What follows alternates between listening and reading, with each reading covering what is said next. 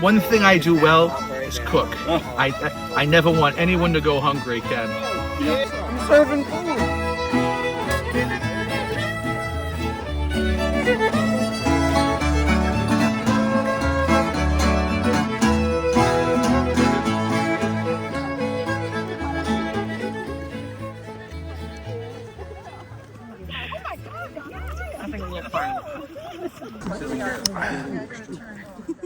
I feel that women were a large part of the war effort and the functioning of the army during the 18th century. So most goods that we have that we're using at this time were from Britain. So women were changing their daily lives and making their own lives harder, boycotting British goods at home. And even some women learned to spin and weave fabric at home in order to help the war effort.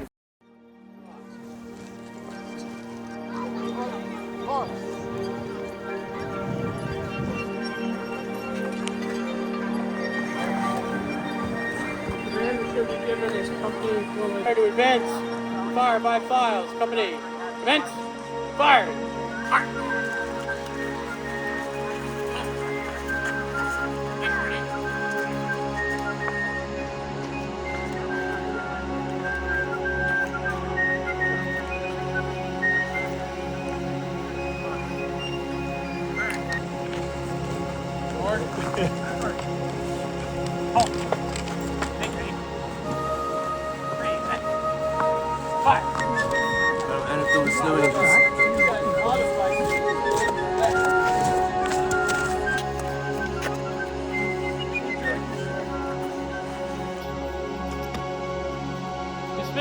Yes!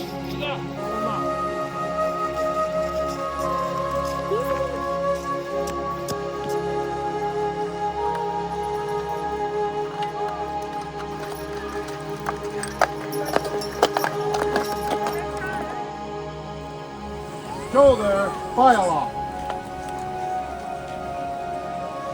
Cast about, prepare to spring rammers.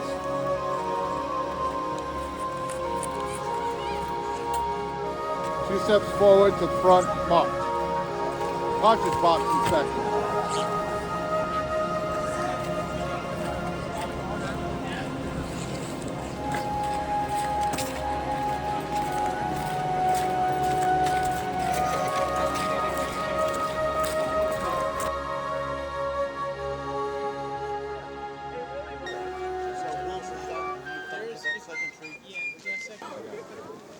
Ladies and gentlemen, welcome to the event. What we're going to portray for you today is a little bit of street fighting.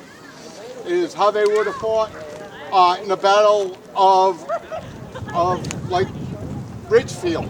So we will be advancing and retreating, firing upon each other. We are our group, which thank you.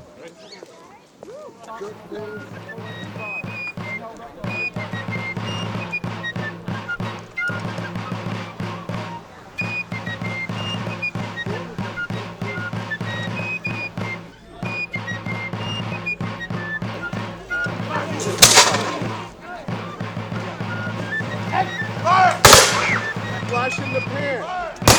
The pan flashes.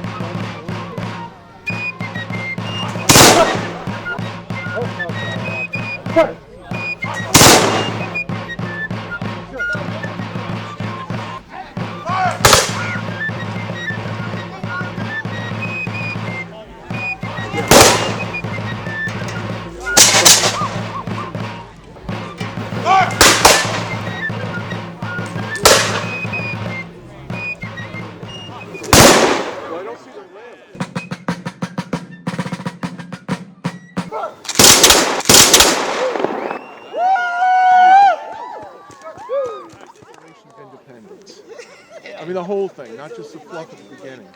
Like 14 steps away.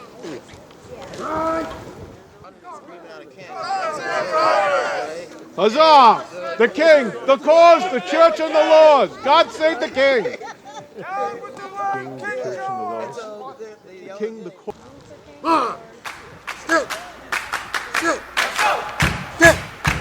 Step on your left foot.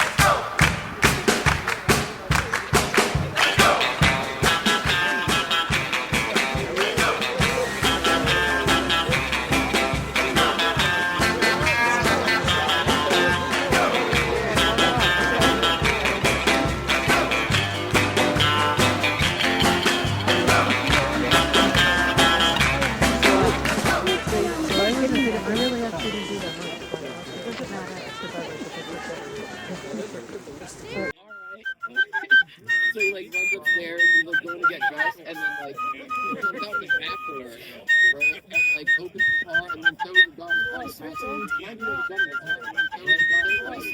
And then throws the gun. Might be where the gun is. Right? Throws another gun. So you could freeze to death in one day, right? That's right. Quite adequate. So we've been out push my rank. It's a pleasure to work with you. That's right. Welcome to Saratoga.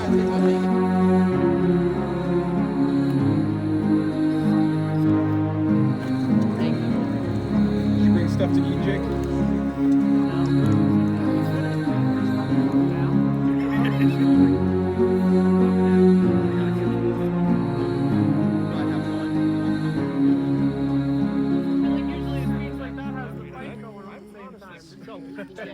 That is fair. Yes, you would probably fire around 3 volleys and then go in with the bayonet. The bayonet was the primary weapon, especially for the British Army. To this day, the English soldiers are renowned for their skill with with steel, with cold steel. But that was the idea. The idea was to break their ranks and to get them to run. Now, you would probably fire around 3 volleys. How you would start is you would start with your artillery. You'd fire, if you're going to take the offensive, you would fire a few round shots with your artillery, but you wouldn't aim directly into them. You would aim in front of them so that the ball starts to ricochet and take out legs. That way you can take out more men. If you just fire directly, you'll just you let it bounce around. Then they would be told to charge your bayonets, which would mean they would take and go, boom, just stand stock still like that. And yell, huzzah! Might have have a couple thousand people over on the side with their bayonets like this. Then you would say to your drummer, beat slow march. The company will advance. They go forward. They don't go running across the field. You don't want to exhaust your men. I mean, look at all the stuff I'm wearing. Now picture a private with a full backpack and everything else. They'd be exhausted. So you'd go very slow, sinister drumbeat, and you're moving forward like a machine. You're not warriors, you're soldiers. You're working as a team. And you got a couple thousand people coming at you with bayonets, slowly, sinister. My regiment, the Pawtuxet Rangers, Rhode Island Historic Militia, was chartered on October 29th of 1774. Rhode Island still has a militia system. We are still considered to be part of the armed forces, believe it or not. We can't be federalized because we elect our officers rather than have them appointed over us. Our boss of the militia is the Adjutant General of the National Guard, Rhode Island National Guard. Here, Jay is a representative of our town council. He's going to read a resolution that was actually passed back in the late 1700s. Mr. Jim Manning is our town manager. He's also here on behalf of the town. I do want to read a land acknowledgement statement that the town council adopted several years ago. The town of South Kingstown pays homage to the indigenous people and land on which the town is now located. Let this acknowledgement serve as a reminder of our ongoing efforts to recognize, honor, and reconcile and partner with the Narragansett tribe whose land and water we benefit from today. And with that, please deliver the news of the day to the High Sheriff. Good afternoon, Town Crier. Afternoon, kind sir. I have good news from the South Kingstown Town Council. By all means, let's hear it. Hear thee, hear thee!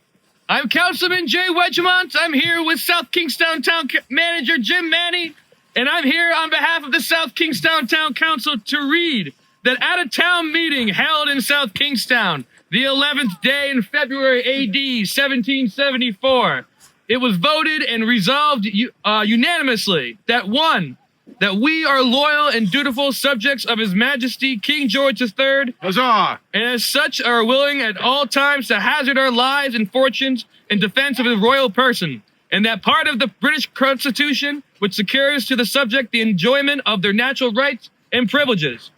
2, that the act of the British Parliament claiming a right to tax the Americans without their consent is a direct violation of the British Constitution, and if persisted in, will inevitably reduce the Americans to a state of slavery. 3, that the act of said Parliament allowing East India Company to export tea to America, subject to the duty payable here, is an open attempt to enforce a ministerial plan and a violent attack upon the liberties of America. 4, that we will not buy, sell, or consume, or suffer any persons or persons by, for, or under us to buy, sell, consume any East India tea imported into America while subject to a duty payable here. 5, that we will look upon any person who shall directly or indirectly countenance this attempt or in any wise aid or assist in introducing, landing, or housing any such tea as an enemy to his country. And 6, that this town will stand firm within our brethren in this colony and in the other colonies in North America, in all remaining injustible and laudable measures for this preservation of their rights and privileges. A true copy witness, Benjamin Peckham, South Kingstown Town Clerk. Mr. Pryor. Thank you, Councilman. Treason! Give us liberty or give us death. We shall not comply with that, sir. Have we not sent our troops to your cities to maintain law and order? You should be embracing us and welcoming us. If you haven't seen the past couple Not weeks, telling we're us not to enjoying leave. it. Say that our king is insane, but he is not. In fact, he is a stable genius. He says so himself. Just comply, and you shall be fine. After all, do we not take these sons of liberty away?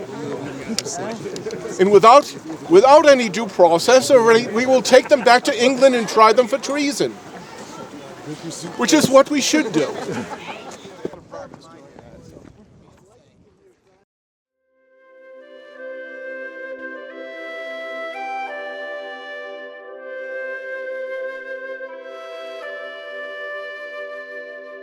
Thank you.